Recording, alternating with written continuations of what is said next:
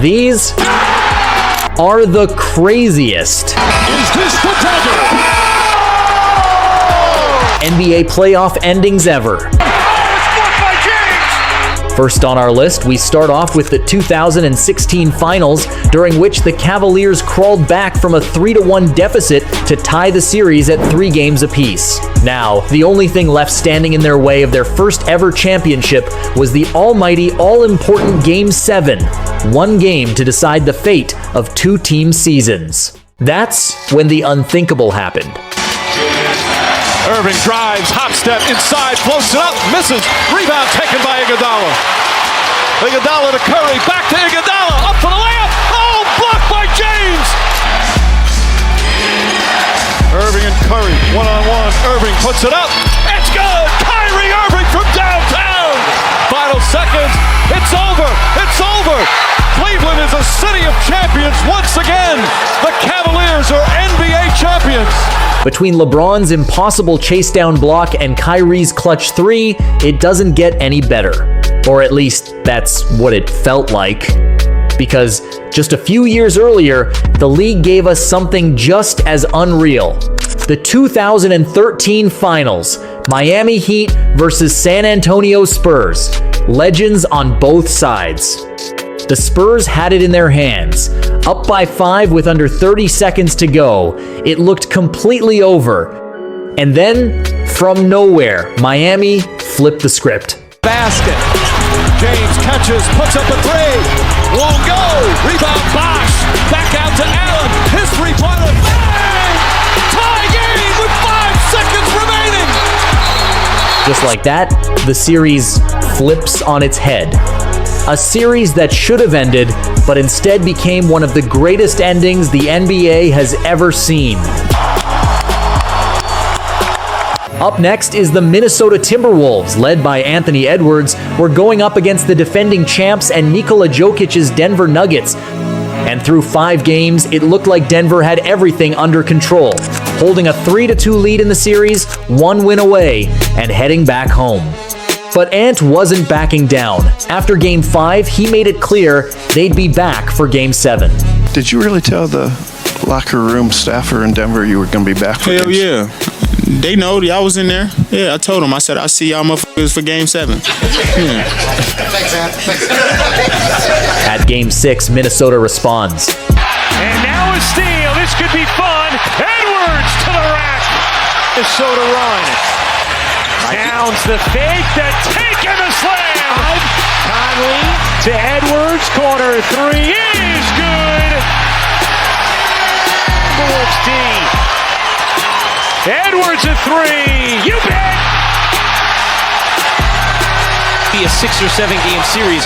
The journey here doesn't matter. All that matters is we're here, and so is Anthony. And this was set up to be the best contest of the year. And then Game 7 hits. And it's a disaster. Denver builds a 2-0 point lead. The Timberwolves look finished, but not this time. A 20-point comeback in a Game 7, something the league had never seen before. 3.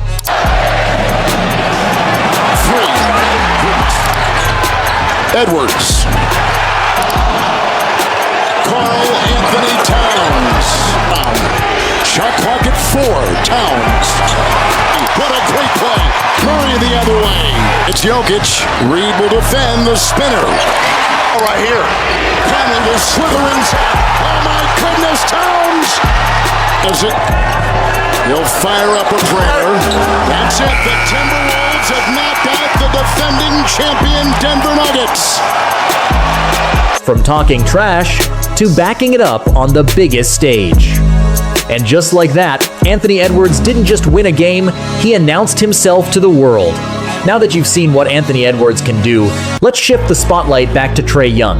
Every time the league doubts him, he tunes out the noise and sticks to his game. Here's a floater by Young, and he's off to a hot start. There's the corner off. Trying to create on the bounce, step back, 20-footer. Oh, and he gets the roll. Young, Collins, Hunter, Young. Woo! And here's Young. Backtracks, 5 to shoot. Young lets it go. And hits! Woo! Ice cold! People can question his plus-minus or point at his defense, but when the game is on the line, he delivers. Whether he's overrated or not doesn't really matter. Trae Young is going to keep playing his way regardless. But unfortunately, the Chicago Bulls weren't so lucky. In a wild twist, Donovan Mitchell missed the free throw, but what happened next completely flipped the moment on its head. Here we go. He missed it.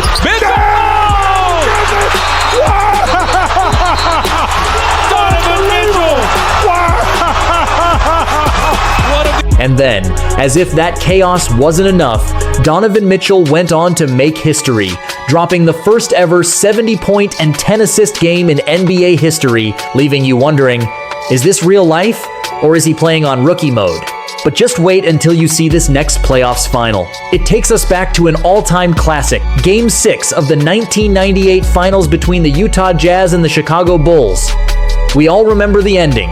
The Bulls close it out and secure their 6th title in 8 years. But that's only part of the story. If you rewind just a bit, you'll notice the real moment happens long before the final shot. With 43. Malone is doubled. They swat at it and steal it. Jordan. Open. Chicago with the lead. Chicago Bulls have won their 6th NBA championship. With everything on the line, most players are thinking offense, but not Michael Jordan. He understood something most didn't. The biggest plays don't always come from scoring. They start on defense.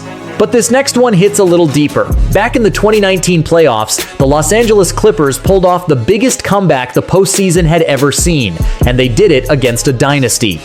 Not just any team, the Golden State Warriors at full power, with Klay Thompson, Stephen Curry, and Kevin Durant. Fresh off back-to-back titles, #1 seed in the West, this was supposed to be a walk in the park.